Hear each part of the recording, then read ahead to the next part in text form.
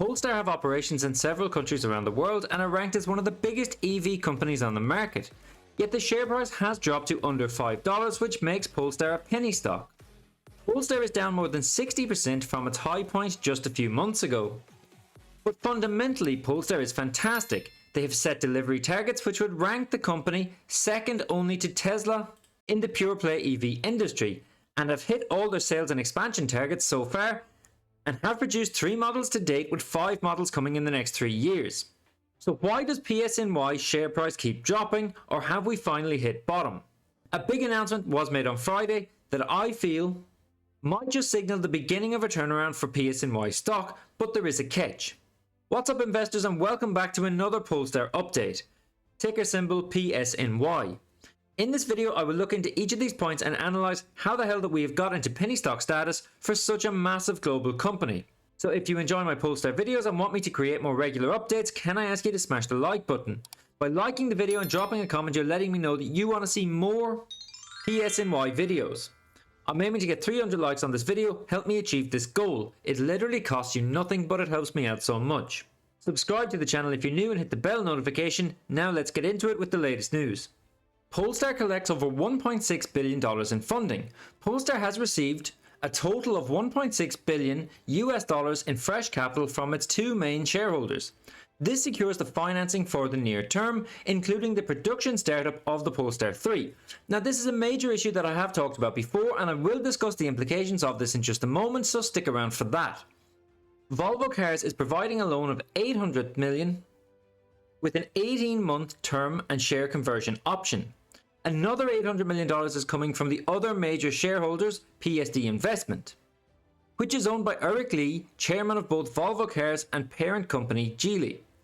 Now this is something that I suspected would happen. I talked about this in my last video that I fully expected that Polestar would be able to get support from the Volvo group instead of having to go to the markets and dilute shareholders. That would simply have been too toxic for a company that only went public a few months ago. This might only be a startup EV company, but let's not forget, they are already in production and outselling most other EV manufacturers already. Polestar might be a startup, but remember that they went public with a mammoth valuation of over $20 billion. Polestar CEO Thomas Ingenlath said it has sufficient funds until 2023 and remains laser focused on business execution. We have around 70,000 cars on the road today and are on track to reach our goal of delivering 50,000 to customers in 2022. We are making strong progress on our ambitious plans to launch 3 more EVs by 2026. So the company has big plans, and big plans do cost a lot of money. As it says here, Polestar is currently in the period of high financial need. While the series production of the Polestar 2 continues, the company is preparing for the production ramp-up of Polestar 3 in 2 plants simultaneously. The electric SUV, which was unveiled in October, is scheduled to roll off the production line in China mid-23, followed by a second production run in 24 at Volvo's plant in South Carolina.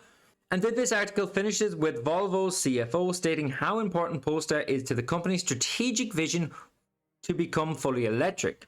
Now, for anyone who does not understand just how badly needed the injection of cash really was, I will look at the actual financial statements in a moment, but first it was widely expected that Polestar was going to have to get cash from somewhere. This article on Seeking Alpha titled "Polestar Needs Cash" highlights that point. PSNY reported $1.38 billion of cash in hand at the end of Q2, using about $400 million in operations for the first 6 months. Operating expenses are likely to increase further in Q4 and through 2023 due to multiple key factors related to expansion and scaling production. Now, as we know with all these startup EV companies, the more EVs that they are producing, the higher the costs and the greater the cash burn gets. I see so many comments when it comes to new startup companies where people are saying once the company starts production and starts making sales, then the revenue will come in and everything will be fine. I see a lot of this on YouTube too. So many channels say the same thing. Once an EV company starts generating revenue, everything will suddenly be okay. That is 100% wrong. As these companies start making sales, costs get greater. It is only once a certain level of production is reached that these companies begin to break even. Like a quick look here at Polestar's revenue between 2021 and 2022, revenue for the first 6 months doubled. The cost of sales doubled and the operating loss more than doubled, which meant that the net loss got bigger despite twice the revenue. And it's a very similar story at Lucid, as we can see here from 21 to 22. Despite the fact that revenue was non-existent in 21, but they had revenue of nearly 100 million for Q2 in 22, their operating losses are now far, far bigger. And it's a similar story at all EV companies. This is called economies of scale and is yet to be achieved. So the question needs to be asked, is Polestar really a buy right now? And I think the answer is yes. I do think that Polestar is a stock to buy right now. And this is just my opinion. I'm not a financial advisor, so always do your own due diligence. But Polestar are at a level now that they are getting close to the break-even point, which I will look at in a moment. PSNY could be on track to see operating expenses grow to 1.4 billion in 2023, up from the 1.1 billion of 2022. So as we've seen a moment ago, Polestar's last reported cash figure was approximately 1.38 billion during Q2, leaving little runway before needing more cash, given the expected ramp up in vehicle volumes in Q4 and 2023. Looking at Polestar's cash burn rates and margins, the company is expected to run thin on cash by Q2 2023, suggesting that a large capital raise is necessary to fund operations to launch the Polestar 3. Based on the figures for the first 6 months, Polestar is on track to burn an additional 400 million in the second half of the year, putting cash on hand close to 850 million moving into 2023. Now, this article was written before this announcement of additional financing, so I'll come back to this in just a moment. The operating expenses are likely to increase due to the increased global presence as the company expands into more markets. Increased R&D spend as they develop new models and new technologies such as the Polestar Precept and the P10 powertrain, and scaling up of production going from as little as 3,000 EVs per month up to 10,000, which is planned for 2023. Polestar will need to be hitting 120,000 sales volume next year. Although Polestar are behind where they need to be in 2022, Thomas Ingleth has reiterated that they expect to achieve their target of 50,000 by the year end. Now this is crucial. I think Polestar need to hit 20,000 vehicles this quarter and hit 50,000 for the year, or else it will seriously damage the stock price even worse than the past 2 months. Remember their investors presentation. Polestar is aiming for 50,000 this year, but they are aiming for 124,000 next year. That means an average of 31,000 vehicles from next quarter onwards.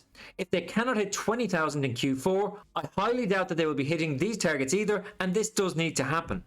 So if you've watched this far into the video and you enjoy my Polestar related content and want me to keep creating regular updates, can I ask you to smash the like button?